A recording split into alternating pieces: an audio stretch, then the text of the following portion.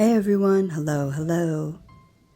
So, for today's video, we're going to do a dive into one of the most shocking ongoing cases in hip hop.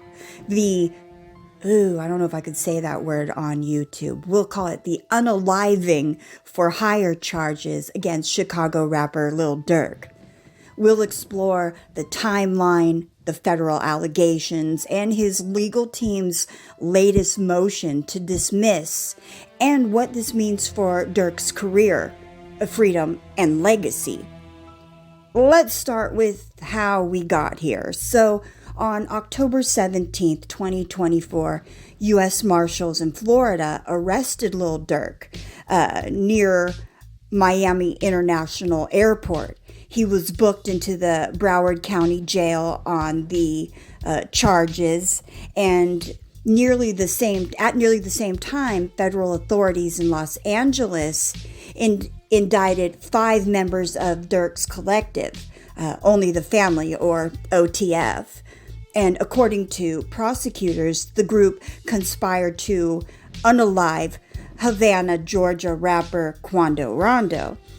If that name sounds familiar, it's because Quando Rondo is believed to be connected to the 2020 unaliving of King Von, Durk's close friend and label mate. And authorities allege that Durk ordered hits on O-Block members for failing to retaliate on Von's death, and that he then turned his attention to Quando Rondo himself.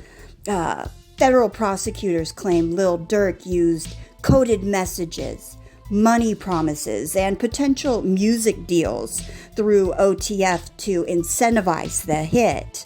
And they allege that Durk acted as the mastermind, using influence and resources rather than direct violence.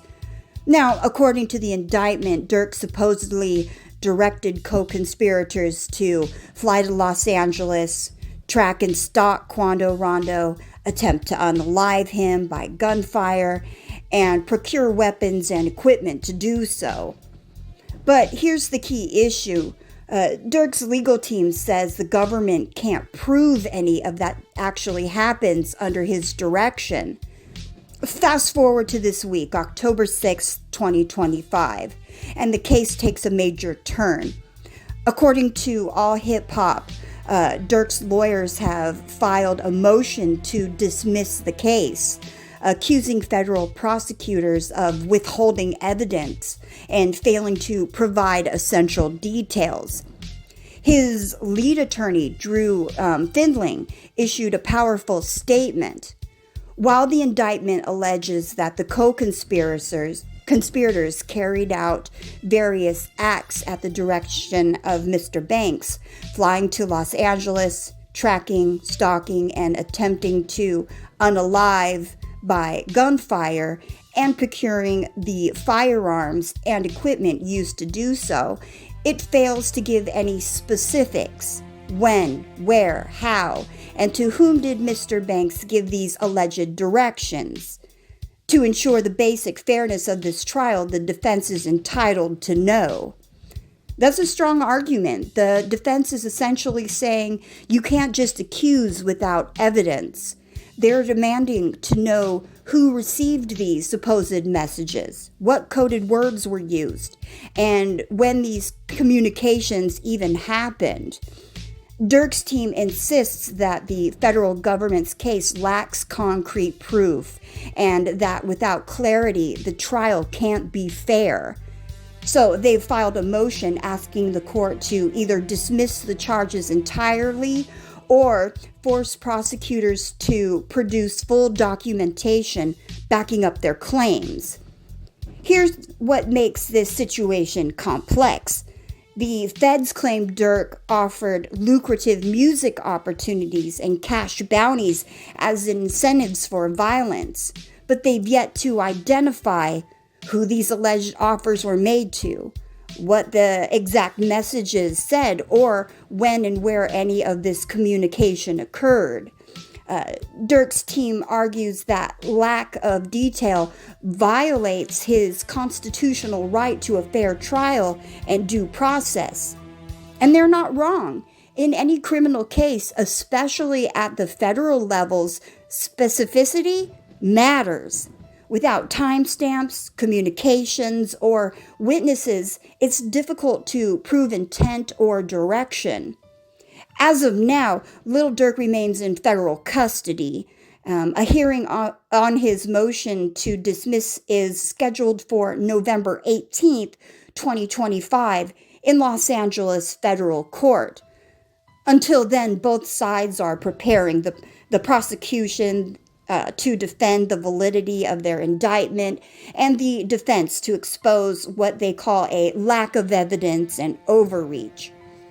If the court rules in Durks' favor, the charges could be thrown out or dramatically reduced. If not, he faces what could be one of the most consequential trials in modern hip-hop history. This case is about more than one man. It's about the intersection of hip-hop, violence, and federal scrutiny. For years, federal prosecutors have treated rap collectives like criminal enterprises. From YSL to OTF, supporters of Little Durk say the feds are criminalizing lyrics, affiliations, and image, not real evidence. And critics argue that the hip-hop world must finally reckon with the violence that often shadows success. Durk's story embodies the tension. A rapper who rose from Chicago's streets to global fame, now fighting for his freedom and his name. For now, all eyes are on November 18th. Will Lil Durk's defense team successfully challenge the federal indictment, or will prosecutors bring forward new evidence tying him to the alleged murder, unaliving for hire plot? Time and the courtroom will tell. We'll see what's to come. One thing's clear, this case could redefine how the justice system treats hip-hop figures accused of organized criminal activity. Leave your comments below. I'm curious to see what you think of all of this on this case. Also, help me out. Hit the like button, subscribe to the channel, maybe share the video with a friend or two. All right, everyone, take care. Peace.